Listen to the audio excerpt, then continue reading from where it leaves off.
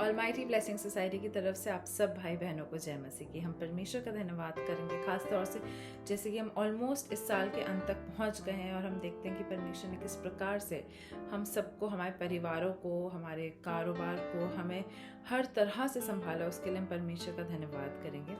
और ख़ास तौर से एक गवाही है मेरे पास, जिसके लिए परमेश्वर का लाख लाख धन्यवाद करती हूँ और मैं उस गवाही को आप सबके साथ बांटना चाहती हूँ। वो गवाही कुछ इस प्रकार से है। अभी हाल ही में मेरी यूनिवर्सिटी में इलेक्शंस हुए थे प्रेसिडेंटशिप को लेके और मैं काफ़ी इच्छुक थी इसमें भाग लेने के लिए, लेकिन मुझे थोड़ा सा झिझक भी था क्योंकि मैं यहाँ बहुत नई हूँ और मैं यहाँ किसी को ज़्यादा जानती नहीं थी और हार्डली मुश्किल से 1.5 महीना ही हुआ है मुझे यहाँ आए हुए। और जब ये इलेक्शंस की बात उठी थी तब मुझे सिर्फ 1 महीना हुआ था यहाँ आए हुए और मैं यही सोचती थी कि क्या मुझे करना चाहिए, क्या नहीं करना चाहिए। तो मुझे पवित्र आत्मा ने बोला कि तू जा। और जब मैंने अपना नाम डाला उसके बाद जब मैं देखती थी लोग बहुत कैंपेनिंग कर रहे हैं, काफ़ी मेहनत कर रहे हैं, तो मुझे हल्का सा समझ नहीं आता था कि मैं ये कैसे करूं। तो मैं सिर्फ प्रार्थना में लेती थी इस बात को। फिर मैंने बस एक अपना पोस्टर बनाया, उस पर प्रार्थना किया और ज़्यादा कुछ मैंने इस बात को लेके ज़्यादा मेहनत कुछ नहीं की। बस मैं प्रार्थना में रखती थी कि परमेश्वर आपने बोला तो है कि आगे अपना नाम डालो, लेकिन अब आगे क्या होता है वो आप ही जानते हैं, क्योंकि इस पोजीशन को हासिल करने के लिए आपके पास बहुत ज़्यादा कॉन्टैक्ट्स होने चाहिए और सबसे ज़्यादा आपके पास पीपल सपोर्ट होना चाहिए, जो कि मुझे लग रहा था मेरे पास नहीं होगा। लेकिन परमेश्वर का इतना अद्भुत चमत्कार हुआ कि अभी हाल ही में 10 तारीख को मुझे अचानक से शाम को कॉल्स आने लगे सबके और सब मुझे बधाई देने लगे कि तुम इलेक्ट हुई हो। और मुझे खुद को नहीं पता था कि रिजल्ट्स आ चुके हैं और मेरा नाम आ चुका है ऊपर, लेकिन परमेश्वर का इतना धन्यवाद करेंगे इस बात के लिए, क्योंकि परमेश्वर जहाँ भी अपने बच्चों को भेजता है वो उनको पैर नहीं, उनको सर बनाता है, वो उन्हें ऊपर रखता है। तो आज यदि आप भी कहीं पे शुरुआत कर रहे हैं, चाहे आप पढ़ाई की शुरुआत कर रहे हो या अपने जॉब की शुरुआत कर, आप कहीं भी शुरुआत क्यों ना कर रहे हो, इस बात को हमेशा याद रखें कि अगर परमेश्वर ने आपको उस जगह पे रखा है तो इसलिए नहीं रखा है कि आप नीचे दब के रहें, पर इसलिए रखा है कि आप वहाँ के टॉप सीट पर बैठ सकें। और जैसे कि मुझे परमेश्वर ने ये इस आशीष को दिया कि मैं अपने यूनिवर्सिटी के सारे पोस्ट मास्टर्स की प्रेसिडेंट बनी और जो मैं वहाँ पे इस पोजीशन को मैंने हासिल किया, उसके बाद मुझे पता चला कि इस पोजीशन की कितनी ज़्यादा पावर होती है, कितना ज़्यादा इस पोजीशन से कितना इन्फ्लुएंशियल पोजीशन है ये। और मैं सिर्फ परमेश्वर को ही धन्यवाद करूँगी, क्योंकि मेरे अंदर तो ऐसी कोई कैपेबिलिटीज़ नहीं थी, ना ही मेरे पास ऐसे कॉन्टैक्ट्स है, ना ही मैं बहुत लोगों से को जानती थी कि मैं उनसे बोलूँ कि आप मुझे ही अपना वोट दो। लेकिन फिर भी परमेश्वर ने मुझे इतना डिफ़िकल्ट इलेक्शन सिर्फ मार्जिन से नहीं जिताया, बल्कि मुझे बहुत मेजर मेजॉरिटी से मैं 76% वोट से जीती। उसके लिए मैं परमेश्वर का बहुत बहुत धन्यवाद करूँगी और मैं उम्मीद करती हूँ कि परमेश्वर आप सभी को इससे ज़्यादा और इसी प्रकार से आशीष देता रहे। Praise the Lord. Praise the Lord. आप सभी को जय मसीह की। और हम परमेश्वर का धन्यवाद करते हैं हमें एक और सुंदर दिन दिखाने के लिए और हमें हर तरीके की बीमारी महामारी से बचाने के लिए, क्योंकि जैसा कि उसमें सैम 91 चैप्टर में लिखा हुआ है कि वो तुझे बहेलिए के जाल से और महामारी से बचाएगा।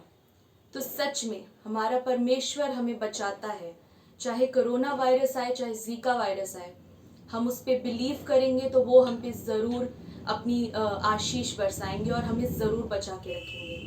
आइए मैं एक गीत गाती हूँ, उसके बाद आराधना करेंगे।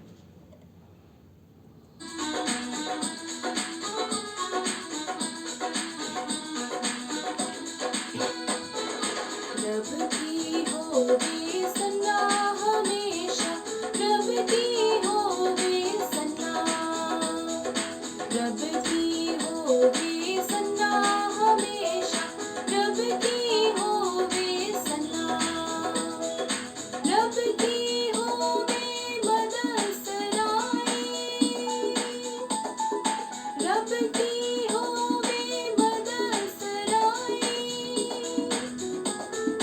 उसके नाम की सन्ना, उसके नाम की सन्ना हमेशा, रब की होवे सन्ना, रब की होवे सन्ना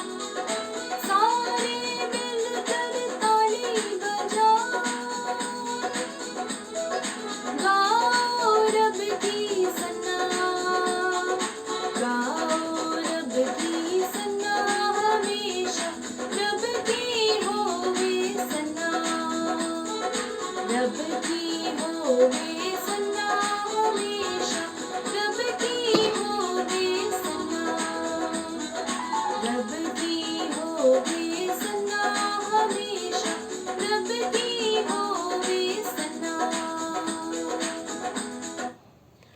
Thy loving kindness is better than life. Thy loving kindness is better than life. My lips shall praise thee, thus will I bless thee. Thy loving kindness is better than life.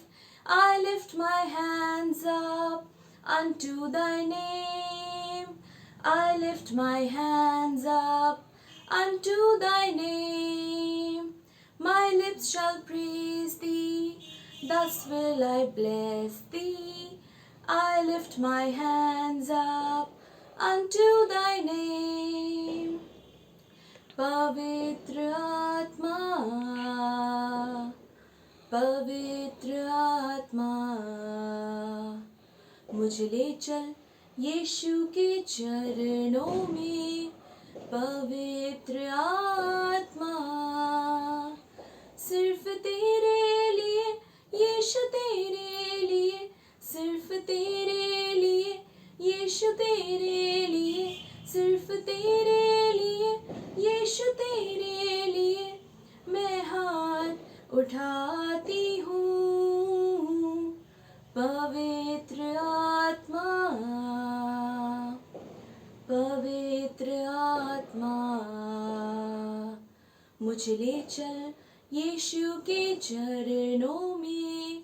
पवित्र आत्मा, हा हा हा हा, लेलुया, हा हा हा हा, लेलुया, हा हा हा हा, लेलुया, हा हा हा हा, लेलुया, हा हा हा हा, लेलुया, हा हा हा हा, लेलुया, हा हा हा हा, लेलुया, आमीन।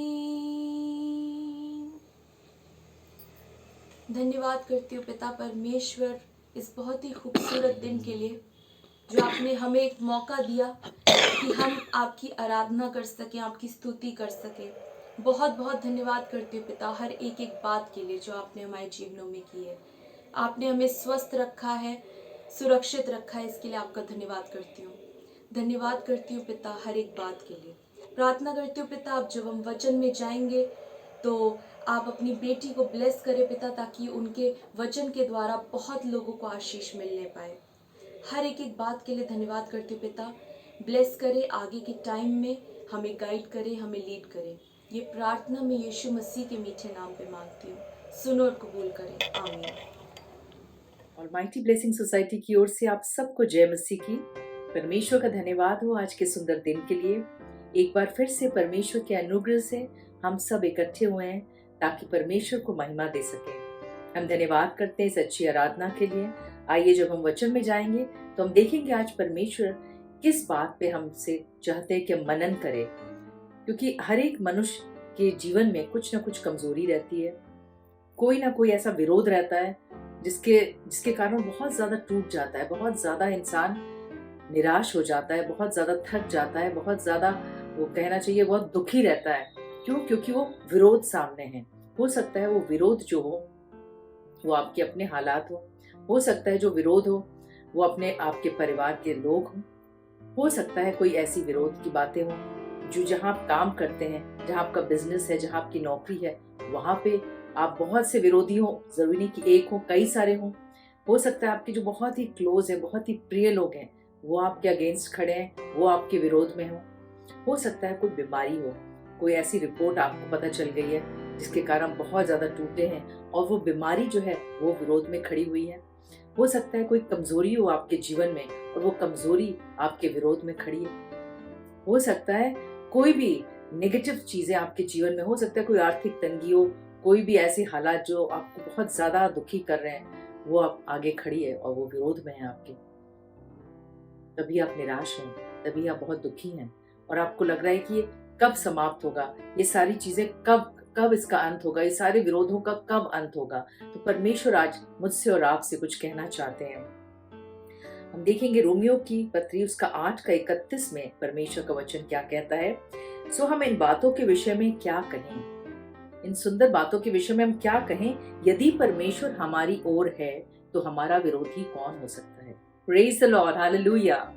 हम देखते हैं कि यहाँ परमेश्वर कह रहे हैं यदि परमेश्वर हमारी ओर है, तो इसका पहली बात तो है ये कि हमें परमेश्वर को अपना जीवन देना है पूरी तरह। अगर अब तक आपने जीवन नहीं दिया यीशु मसीह को, तो आज निर्णय ले, अपना जीवन यीशु मसीह को दें, प्रायश्चित करें और उसके बाद आप देखेंगे कि जब आप पूरी तरह परमेश्वर को अपने जीवन का उद्धारकर्ता के रूप में ग्रहण कर लेते हैं, तो पवित्र आत्मा आपके हृदय में वास करती है। और जब पवित्र आत्मा आपके हृदय में वास करती है, तो यानी कि अब आप अकेले कभी भी नहीं है। हो सकता है कोई मनुष्य आपको छोड़ दे, लेकिन पवित्र आत्मा हमेशा आपके साथ साथ रहती है।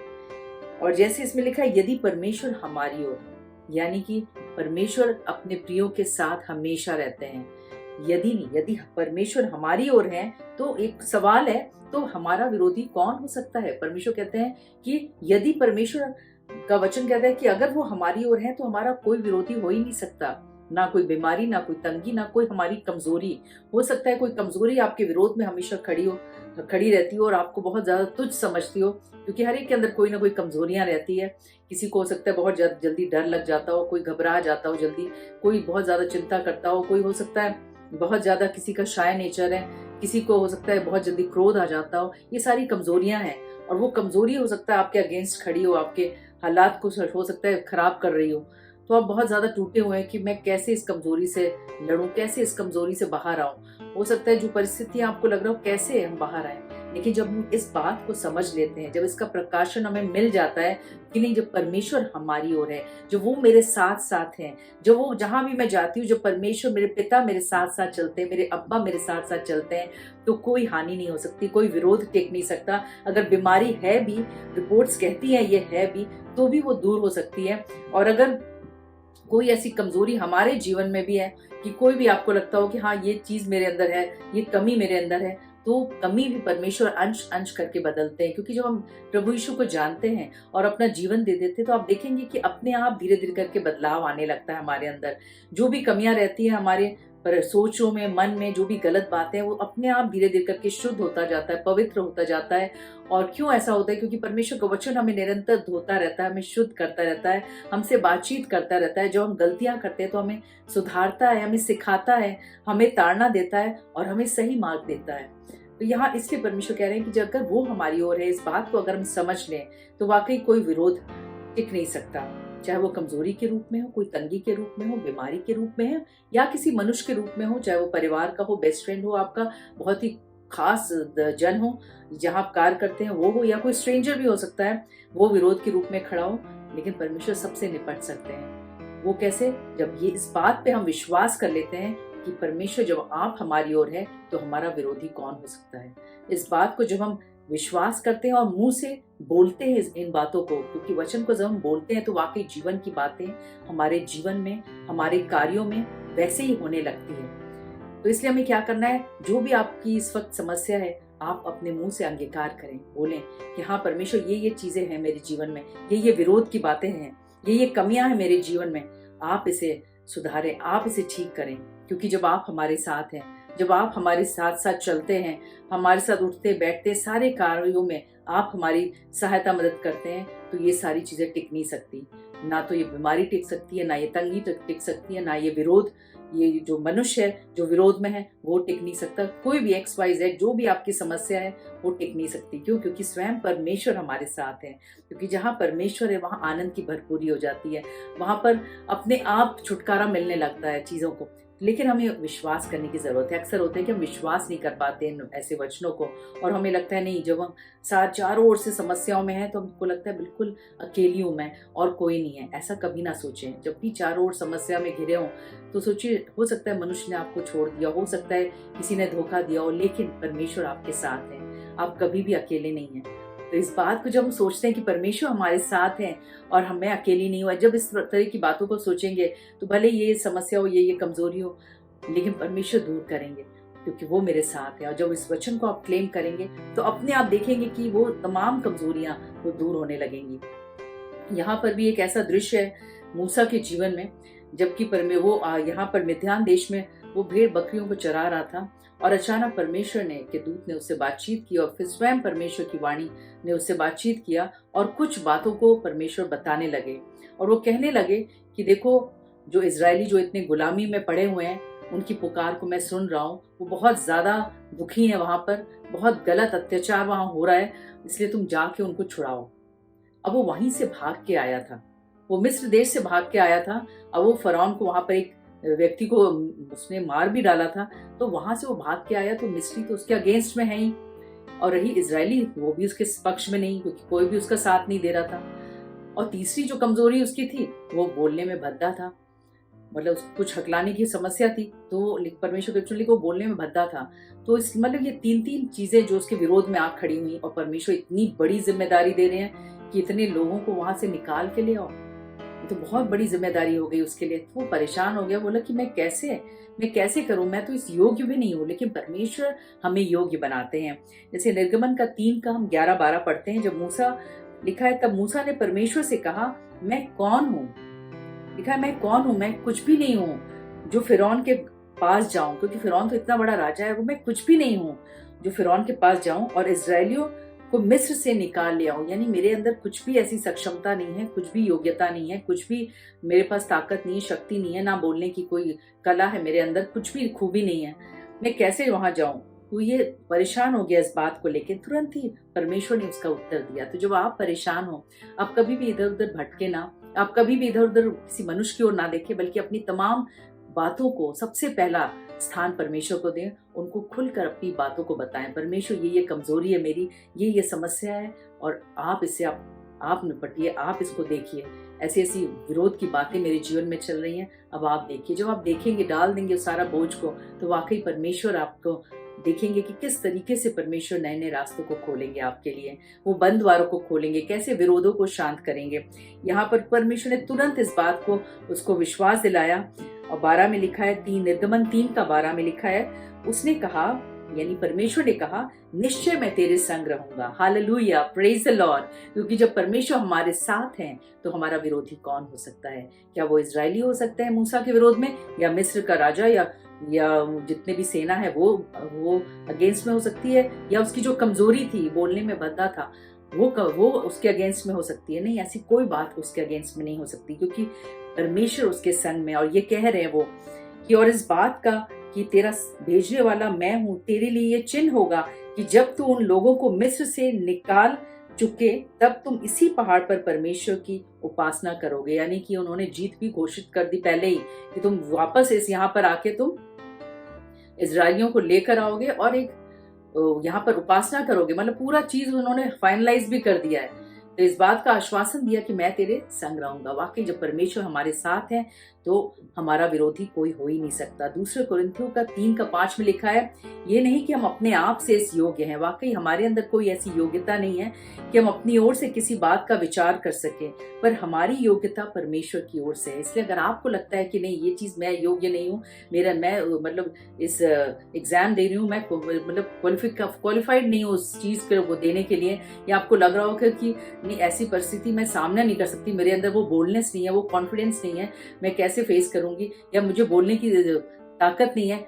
बहुत सी बातें हो सकती है आपके जीवन में ऐसी चल रही हूँ, लेकिन जब ऐसा विरोध होता है आपके जीवन में, चाहे वो बीमारी का हो, किसी भी चीज का क्यों ना हो, परमेश्वर आपको योग्य बनाएंगे।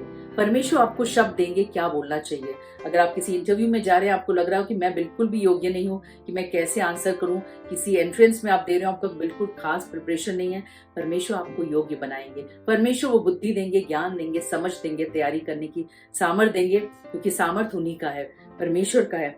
और जैसे हम फिलिपियों के 4:13 में लिखा है, जो मुझे सामर्थ देता है उसमें मैं सब कुछ कर सकता हूँ। वाकई मूसा कहने को तो मुंह से भद्दा था, लेकिन उसी के द्वारा परमेश्वर ने बहुत बड़ी जीत को दिलाई, इजरायलियों को गुलामी से निकलवाया, वहां 10 बड़े बड़े चमत्कार को किया, और उसके बाद परमेश्वर यहाँ जंगल में भी बहुत अद्भुत चमत्कार मूसा के द्वारा करे।